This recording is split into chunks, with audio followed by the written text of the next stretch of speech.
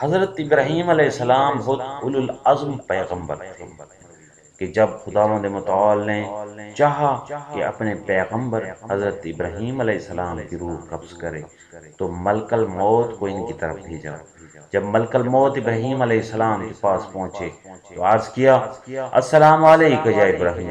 اے ابراہیم تم پر سلامتی ہو۔ حضرت ابراہیم علیہ السلام نے فرمایا وعلیک السلام یا ملک الموت،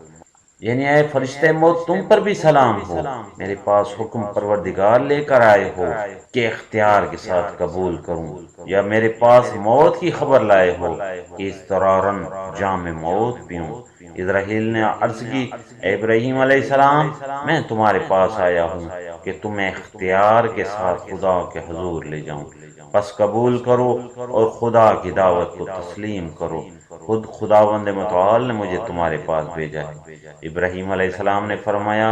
یعنی کیا آپ نے دیکھا ہے کیا کوئی دوست اپنے دوست کی موت کو بھی پسند کرتا ہے؟ اسرائیل علیہ السلام بارگاہ خداوندی کی طرف چلے گئے اور خداوند عالم کے حضور عرض کیا آپ نے سن لیا جو کچھ آپ کے دوست و خلیل ابراہیم علیہ السلام نے ارشاد فرمایا۔ تو خداوند جل جلالہ نے ملک الموت کو خطاب فرمایا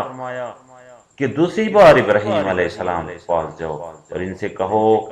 یعنی کیا آپ نے دیکھا ہے کہ کوئی دوست اپنے دوست کی ملاقات کو پسند نہ کرے،